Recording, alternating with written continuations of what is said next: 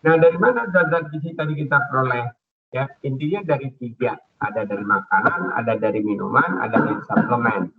Tapi sebelum kita menggunakan suplemen, ya yakinkan, upayakan semaksimal mungkin kita upayakan dari makanan dan minuman. Ya, itulah dalam konteks ya yang seharusnya. Karena dengan kita memperoleh suplemen itu sudah diisolasi ya, dan zat gizi tadi meskipun ada juga yang majemuk ya, ada juga yang tunggal, tapi dia sudah tidak dalam bentuk seperti hanya makanan, ada enzimnya, ada seratnya, ada matriks yang mengikat, yang juga ada komponen antioksidan, penangkal radikal bebas dan lain sebagainya. Ya, jadi di dalam makanan juga air. Jadi dalam makanan komplit ya semua zat gizi tadi. Kalau suplemen itu berarti hanya untuk mengatasi kekurangan zat gizi tertentu. Oh, kurang apa? Oh, dia kurang vitamin D ya, di masa COVID-19. Kalau gitu, kalau nggak bisa melalui makanan minuman, oke, berikan suplemen vitamin D. Oh, dia kekurangan omega 3 sejenis asam lemak yang penting untuk otaknya. Berarti harusnya sih banyak makan ikan gitu ya, kemudian berbagai kacang cukup. Tapi dalam kondisi tertentu, andaikan nggak bisa, baru diperlukan suplemen. Jadi pastikan bahwa utamakan dari makanan dan minuman dari keseharian kita, karena itu juga membuat ceria, karena melihat warna-warni, membuat rasa gembira juga dibanding dengan suplemen yang hanya berupa tablet atau kapsul ya. Nah, semua makanan tadi, baik minuman, pasti masuk ke mulut kita.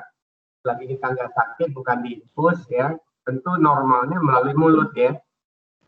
Cara kita makan, masuk ke mulut, dikunyah, kemudian semakin mengecil partikelnya, masuk ke dalam lambung kita, kemudian di sana dicerna lagi, dipasta dia, kemudian dengan ada bantuan berbagai enzim ya, dan juga cairan yang kita minum sehingga dia menjadi lembut seperti pasta yang lembut bercair, mulai diserapin mana yang namanya asam amino dari protein, mana dia asam lemak dari lemak, mana dia vitamin ini, mana dia mineral itu, mana air, itu diserap. Terus dari usus akan masuk ke pembuluh darah kita untuk diedarkan ke seluruh tubuh. Setiap hari, setiap saat kita perlu gratifikasi. Hanya ada fluktuasinya. Biasanya setelah 4 jam makan, kita mulai berkurang lagi. Karena itu ada rasa lapar, rasa haus, minum lagi. Dan sisanya tentunya dibuang. Ya, karena itu kalau orang nggak BAB dalam 2 hari, itu berarti ada sesuatu yang nggak benar di dalam tubuhnya. Harusnya sehari 2 kali BAB gitu kan. Kemudian begitu juga kalau buang air ya. Kalau buang airnya ya 7 kali atau lebih sehari, lebih sering ke toilet ya, bukan karena diare, tapi ya, dan tidak ada rasa haus dan warna urinnya tadi tidak kuning, tidak coklat, itu berarti air di tubuhnya udah memadai. Kalau berat badannya bertumbuh berkembang sesuai standar anjuran Kementerian Kesehatan, nah itu berarti dia dikatakan terpenuhi makanannya, dia jadi sehat. Nah, untuk memenuhi makanan sehat tadi, ya, Kementerian Kesehatan kita sudah membuat cara sederhana memenuhinya, yang namanya gizi seimbang atau GISI. Ini nanti akan saya fokuskan sampai berakhir beberapa menit mendatang. Jadi bagikan membangun rumah, ya membangun rumah itu tentu ada tiangnya, ada pilar. Ya. Nah, untuk gizi seimbang ini ada prinsip, harus ada pilar supaya dia berdiri tegak. Ada 4 pilar. Pilar pertama tadi, makanlah aneka ragam makanan. Jadi aneka ragam itu tidak hanya aneka ragam dari makanan pokok, makan nasi, singkong, ubi, ya talas, pisang, bukan itu maksudnya. Aneka ragam itu maksudnya mewakili berbagai pangan dari setiap kelompok, dari 5 kelompok makanan minuman. Ada kelompok makanan pokok, salah satunya yang biasa kita makan ada nasi, ada roti, ada singkong, ada talas kalau di Bogor, ada apa lagi kalau di Sono ada sagu, ya, ada jagung. Kemudian harus ada juga yang mewakili lauk pauk, ya, bisa telur, bisa ikan, bisa daging, bisa susu, seafood dan lain sebagainya. untuk orang tertentu di pedesaan sana ada juga makan serangga, belalang, belut, ulat, dan ada sayur mayur, ya, aneka ada yang berwarna-warni, ya, ada yang wortel warnanya orange, ada yang sayuran hijau, bayam, singkong, daun singkong dan sebagainya. Ada buah-buahan yang banyak warna-warninya. Yang keempat, yang kelima ada minuman, ya, minuman baik minuman air putih maupun yang diberi rasa dengan dipotong buah. Kalau bukan air putih bisa juga ditambah teh, sehingga ada teh hijau, ada teh coklat, ada teh biasa. Yang penting jangan ditambah gula supaya tidak berisiko anak untuk jadi minum teh, kalaupun anak sudah SD sekali-sekali mau mencoba kopi, ya silakan saja selagi dia tidak sensitif, ya, tapi sebaiknya minim gulanya. Kemudian yang kedua tentunya sebelum makan perlu cuci tangan, ya, kemudian setelah makan juga cuci tangan. Jadi perlu hidup bersih supaya makanan yang kita makan udah beragam tadi ada manfaatnya. Kalau misalnya dia karena nggak cuci tangan makanannya bagus tapi diare karena nggak cuci tangan, keluar zat gizi itu ketika diare. Kemudian rajin berolahraga karena olahraga ini akan membuat keseimbangan hormonal kita. Ketika makanan itu masuk, banyak peran dari hormon di dalam bagaimana makanan zat-zat gizi tadi digunakan, dimaksimalkan oleh tubuh. Di samping itu juga untuk menghindari supaya tidak terjadi kelebihan. Jadi kalau kita aktif bergerak, kalau sekali-sekali makan berlebih nggak masalah karena kita aktif bergerak, ya, bisa itu berjalan, berlari, bersepeda, berenang. Kalau di sekolah selalu ada terstruktur kegiatan olahraganya, itu akan menyebabkan badan kita fit dan terbentuk otot, ya. Otot itu terbentuk kalau kita gerakkan badan, nggak digerakkan, jadi yang lemak yang jadinya terbentuk kalau berlebihan. Kemudian keempat, ciri akhirnya aja.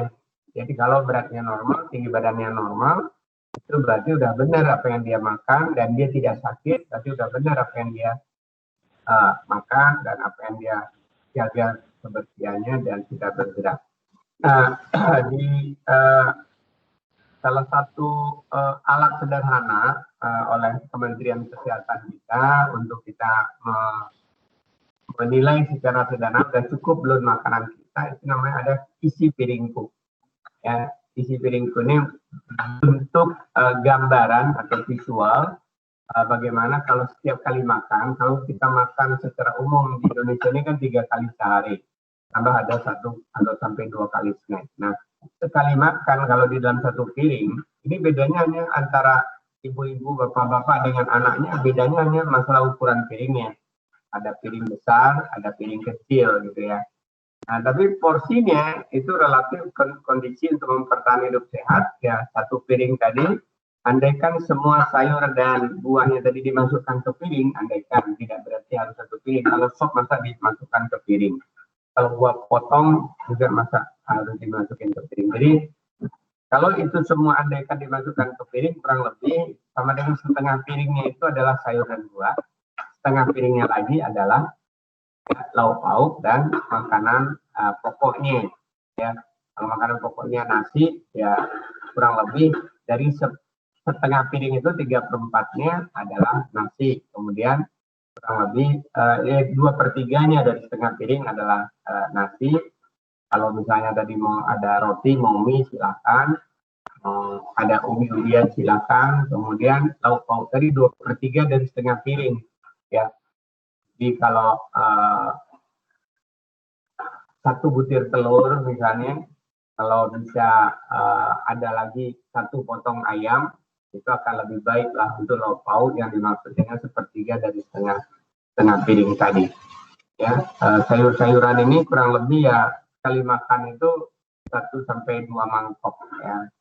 Jadi badannya ya 2 mangkok, kalau enggak 1 mangkok. Kalau dia katakanlah kelihatan sederhana biasa dengan tinggi badan berapa, misalnya ada yang 105 cm, kemudian beratnya berapa, 32 kg misalnya. Buah-buahan, ya, paling enggak dalam 3 kali makan itu 2 kalinya ada buah paling tidak. bisa setiap kali makan diakhiri ada buah-buah, bisa di awal bisa di akhir cara makannya, sama dengan minum tergantung tujuan kita dan kebiasaan kita. Nah, makanan minuman itu tidak hanya tadi untuk bisa anak aktif, untuk anak bisa tumbuh, untuk anak bisa sehat, tapi juga bisa dijadikan sebagai sumber dan media dalam kreativitas, ya. Juga bisa menjadi sumber dan media edukasi buat orang tua, dan juga jadi sumber kebahagiaan bagi anak dan keluarga. Banyak anak zaman sekarang, generasi sekarang udah kelas 1 SD, 2 SD, 3 SD nggak bisa megang pisau, ya. Megang pisau nggak bisa, atau kadang-kadang jadi luka karena nggak terbiasa, nggak dibiasakan, ya, bagaimana bersama di dapur sesekali bersama orang tua, ya. Ini contoh-contoh bagaimana misalnya orang tua menggunakan penggunaan pisau, memotong ketimun, memotong sayur, sama-sama membuat jus misalnya. Itu kan jadi mendekatkan anak kepada cinta sayur, cinta buah. Masalahnya di Indonesia ini 93,5% itu orang Indonesia termasuk anak-anak nggak cukup makan sayur dan buah.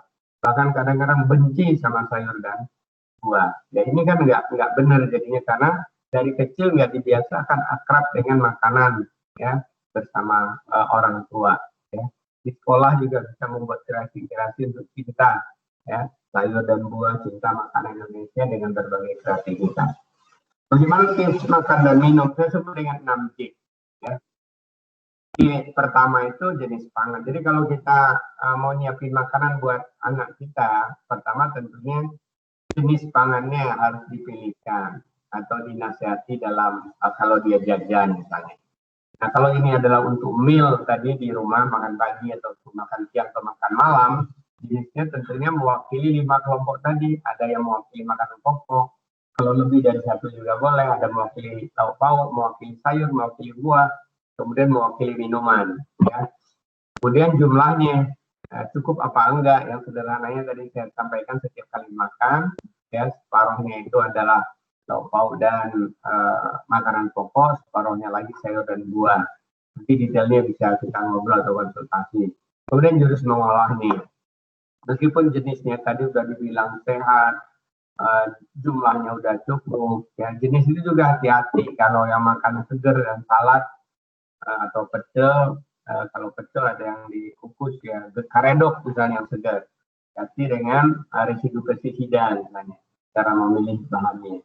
Nah, mengolahnya tentunya jangan sampai terlalu matang, dan juga jangan sampai tidak matang, karena nanti bakterinya jadi nggak mati. Kalau terlalu matang juga banyak zat gizi vitaminnya yang hilang.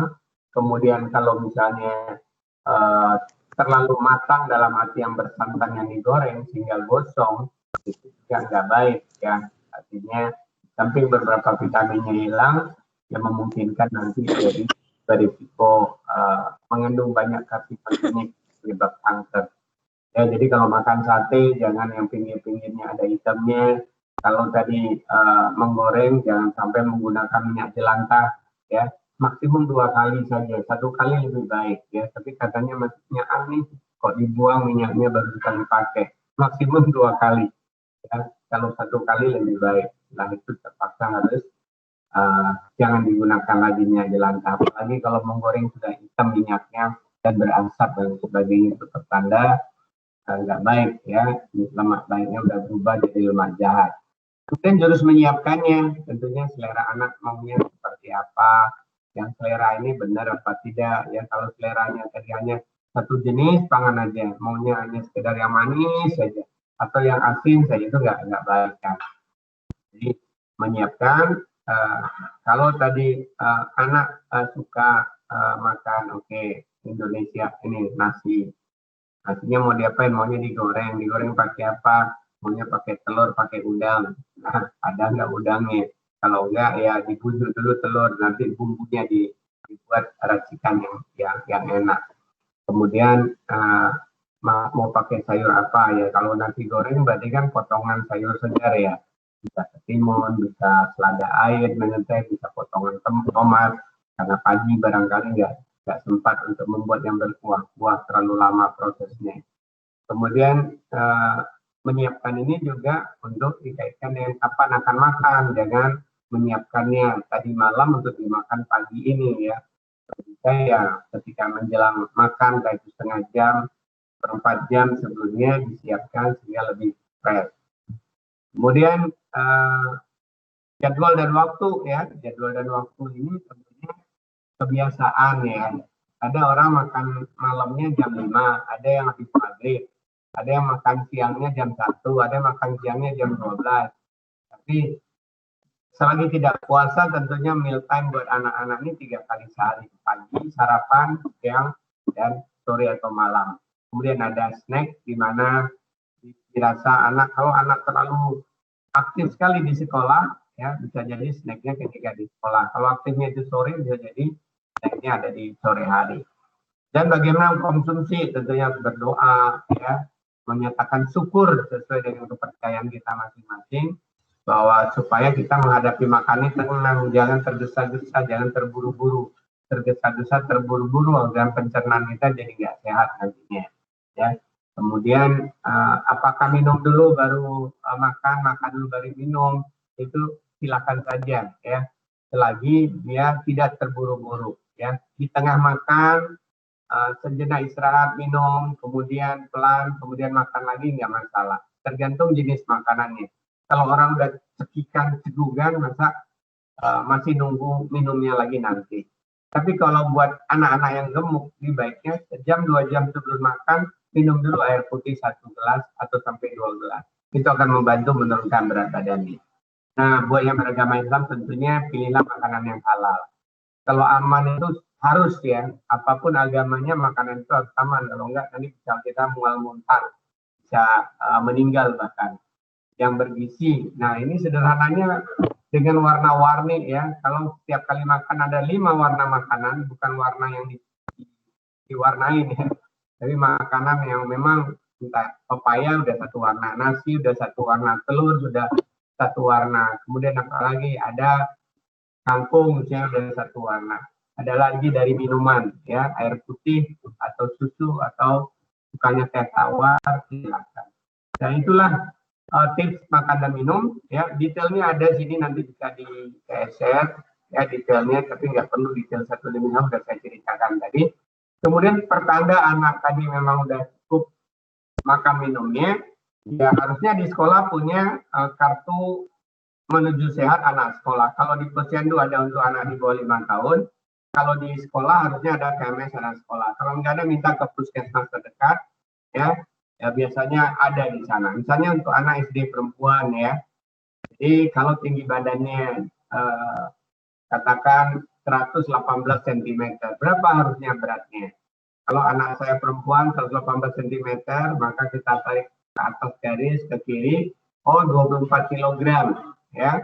Kalau dia di bawah dari garis merah ke bawah, di bawah 16 kilo, berarti dia kekurusan ya. Kurus berarti kurang gizi. Kalau dia di atas 24 kg itu berarti dia gemuk ya.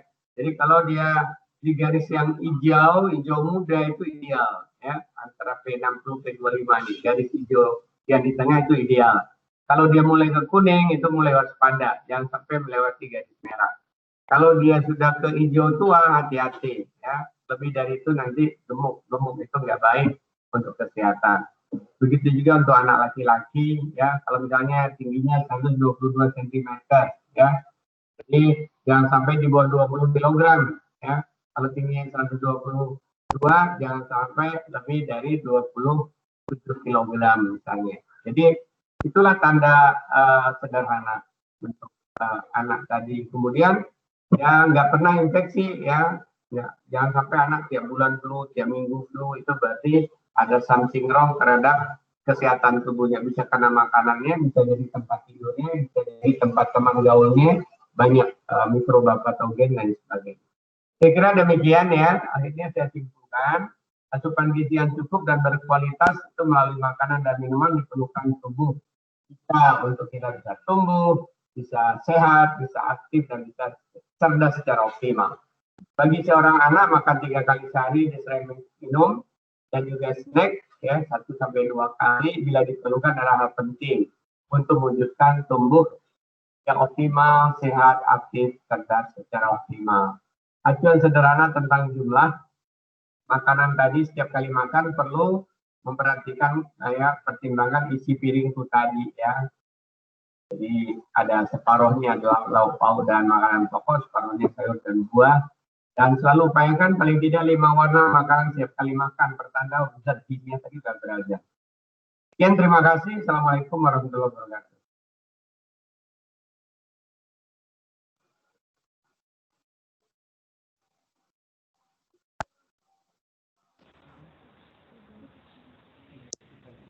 Kedengaran saya? Ya, Waalaikumsalam warahmatullahi wabarakatuh, Prof. Hardin. Waalaikumsalam warahmatullahi. Terima kasih. Demikiannya tadi yang pemaparan yang sudah disampaikan oleh Prof. Hardin. Masya Allah, luar biasa ya. Saya sendiri, mungkin ayah bunda juga semua bertambah ilmu baru ya terkait jenis makanan atau pola atau tata cara untuk memperoleh aset makanan yang bergizi, asupan makanan yang bergizi seimbang. Ya, mungkin sekarang kita akan masuk ke sharing atau tanya jawab. Saya mempersilakan kepada ayah bunda yang ingin bertanya kepada Prof. Hardin.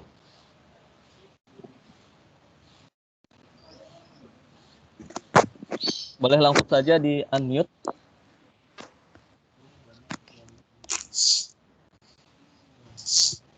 Saya, Pak. Oh ya. Oke. Ya, Assalamualaikum. Ya, saya Bunda Adifa. Enggak, Bunda Aifa. Ya, Assalamualaikum warahmatullahi wabarakatuh. Waalaikumsalam warahmatullahi wabarakatuh. Terima kasih Pak Dian atas paparannya, menarik sekali. Beliau ada dosen saya di PB. Pak Adrian, Prof. Adrian. Ya. Pertanyaan saya gini Pak, seberapa besar sih Pak pengaruh gula terhadap perkembangan metabolisme tubuh? Karena baru-baru ini saya mendengar ya salah satu public figure gitu. Dia itu menerapkan pola hidup sehat dengan tidak memakan gula sama sekali dari usia 35 tahun. Apakah memang itu bisa dibenarkan atau sebenarnya kita tuh no gula sama sekali gitu Pak? Pada batasan usia berapa misalnya gula itu memang sudah bisa mengganggu metabolisme tubuh dari anak ataupun orang dewasa? Itu pertanyaan saya, Prof. Terima kasih. Ya, terima kasih Bunda Aifa. Kalau kita makan makanan pokok, sebenarnya dari situ tubuh udah bisa membuat gula, ya. Jadi nenek moyang kita dulu tidak mengenal gula kecuali ketika dia sudah mengenal bagaimana cara memanen madu, ya. Dan di madu itu tidak hanya gula, ada ratusan zat gizi di dalam 1 sendok madu. Jadi beda, tapi itulah awal nenek moyang kita. Kemudian berikutnya ada teknologi sehingga gula bisa dibuat dari berbagai pangan sumber karbohidrat dan begitu mudah untuk tersedia tinggal disendokin. Jadi gula ini perlu dibatasi, dipantang sama sekali itu kalau ada penyakit tertentu ya. Kalau orang normal dibatasi. Buat anak jangan sampai lebih dari 2 sendok ya. Kalau untuk remaja 3 sendok dan orang dewasa bisa sampai maksimum 4 sendok. 4 sendok itu berarti jumlahnya sekitar 40 sampai 60 gram. Jadi sendoknya juga sangat sendok munjung ya, yang penuh gendut ke atas sendoknya enggak. Jadi sebenarnya prinsip gula itu dari sisi gizi itu hanya untuk menggugah selera. Ya, karena gula itu sendiri kita makan nasi dapat, tubuh kita udah dapat gula, karbohidrat itu semua akhirnya menjadi glukosa gula. Kemudian kita makan apalagi sebut aja, makan roti, makan singkong, makan jagung, makan sagu, ya. Even itu kita makan buah, itu juga ada sebagian karbohidrat. Makan sayur juga itu ada karbohidrat yang akan diolah oleh tubuh kita menjadi gula. Ya, jadi prinsipnya kalau ada yang pantang, ya itu haknya dia, tapi dari Lembaga Kesehatan Dunia membatasi, ya. Jadi silakan di luar anak balita, kita bicara anak SD tadi ya. 2 sendok itu kalau minum 1 teh botol, nggak boleh bilang merek, saya bilangnya baru teh tadi kan ya. Kalau teh manis itu biasanya sudah 2 sendok. Kalau gelasnya gede, kalau gelasnya kecil mungkin 1 sendok. Nah, itu artinya minum teh manis 1 gelas besar aja itu sudah melewati, sudah lebih jatah buat seorang anak. Oke. Karena kita tahu setiap 1 kaleng minuman manis, setiap 1 botol minuman manis, ya, sudah hampir setara dengan 1,5 sampai 2 sendok tadi. Terus dari makanan jajanan manis lainnya yang juga ada. Jadi perlu dibatasi. Kalau dipantang sih, kalau tertentu ya, kalau normal itu kan bagian dari kegembiraan untuk menikmati ya. Tapi menikmati itu jangan berlebihan. Sesuatu yang berlebihan itu tidak baik. Terima kasih. Ya, terima kasih Prof. Ya, terima kasih Prof. Hatif. Selanjutnya, mangga kepada Bunda atau Ayah yang ingin bertanya. Iya, saya ingin bertanya. Ya, mangga Bunda Alfat. Ya, Assalamualaikum. Mau bertanya terkait ini tadi. Prof. Hardin kan sempat bilang kita untuk gizi anak itu difokuskan ke makanannya dulu, tapi memang terkadang kan kalau kurang dari makanan kita tambah dengan suplemen. Nah, suplemen ini kan ada banyak jenisnya ya. Ada yang bisa dikonsumsi dikonsumsi tiap hari, ada yang hanya untuk pemulihan, ada yang untuk daya tahan tubuh gitu.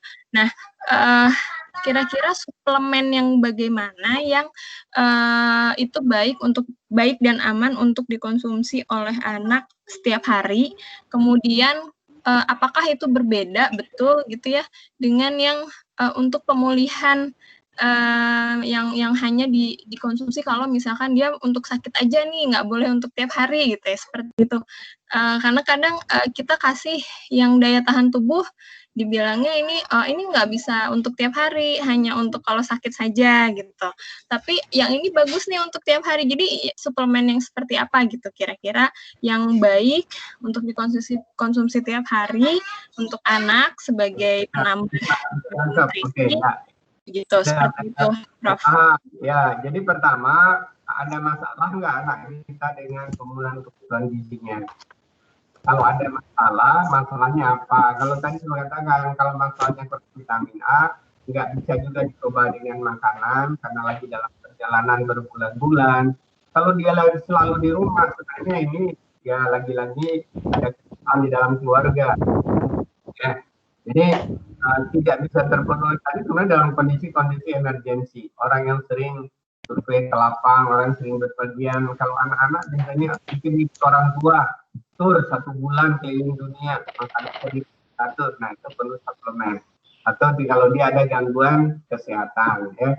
Jadi kalau selalu di rumah harusnya itu diupayakan dulu dari makanan dan minum. Nah, sekarang kalau tadi memang diperlukan, kita harus konsultasi atau kita lihat dari kebiasaan makan tadi. Nggak biasa makan sayur dan buah, berarti kemungkinannya ada vitamin D, ada vitamin A, ya, bukan yang lainnya gitu loh. Kemudian kalau misalnya tadi jarang makan ikan, ya, sama sumber-sumber protein dari kacang-kacangan, bisa jadi dia ada kekurangan asam amino atau asam lemak tertentu termasuk omega 3 misalnya, atau digunakan suplemen seperti itu. Dan memang kalau orang sakit dosisnya lebih tinggi, ya, karena itu memang harus konsul ke dokter kalau untuk dosis tinggi untuk terapi penyakit tadi. Jadi nggak bisa sama antara kebutuhan kondisi kita normal untuk melengkapi dengan ketika sakit, karena dosisnya berbeda dan itu bisa mengganggu organ-organ tertentu, terutama ginjal ya, yang selalu memproses membuang sisa tadi melalui urin. Terima kasih. Ya, terima kasih Prof. Hardin. Terima kasih Prof. Hardin. Terima kasih Bunda. Selanjutnya ada yang ingin ditanyakan lagi kepada Bunda. Ya, sebelumnya Prof, saya mau tanya, saya bundanya Arsi. Ya, Bunda. Ya. Jadi ini Prof, waktu sebelum corona itu kan ya, sebelum pandemi, nah anak saya itu kan diindikasikan tuh kena ada flek gitu kan ya di paru-parunya. Nah saya tuh udah tuh berobat sampai 6 bulan kan ya, minum obat terus tuh rutin. itu sudah jadwalnya, pas itu masuk pandemi, berapa bulan setelah pandemi harusnya balik lagi untuk di ronsen dan sebagainya. Nah, waktu itu pandeminya lagi parah-parah banget, mau ke rumah sakit juga kan khawatir ya, sedangkan dia harus di ronsen lagi apa segala macam untuk memastikan apakah udah baik atau enggak gitu. Cuman, nah saya belum ke dokter lagi nih sampai sekarang. Kalau misalkan saya lihat kan secara gerak sih anaknya nggak masalah, aktif tetap gitu kan. Makan juga ini khusus yang adiknya, makan juga ya tetap itu 3 kali. Tapi kalau untuk ininya menjaganya